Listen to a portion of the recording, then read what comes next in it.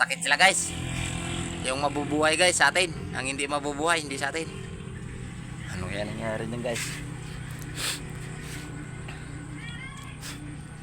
Sprayan natin ng sunrox yan guys, yung ano la, bahay na. Ayun guys oh. May mga sakit sila guys. Kawawa naman sila guys. Yan eh isa guys oh, walang sakit guys oh.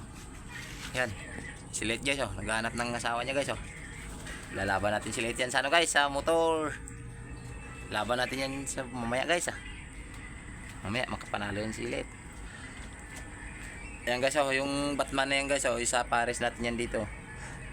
Yan, hindi natin pakawalan yan. Hayaan natin siya dyan. Para makarating siya ng karera sana. Wala guys, puro may mga sakit guys. Hindi pa dumating ang karera guys, talo na. Puro guys, nagpares na sila lahat guys oh. Oh. Yan guys oh, nagpares-pares na sila guys. Ilang pares yan? 2, 4, 4 na pares yan. Yung dalawa, binuwag muna natin kasi yun, nagkasakit na sila. Hindi muna natin sila papakarisin.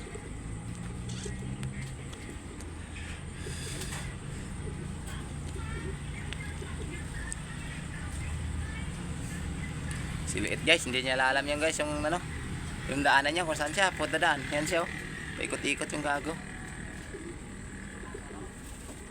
Awa naman si Liit guys. Yung isa guys oh, ang gwapo niya guys. Sayang yung isa nakawala pa. Saan yan, punta yun.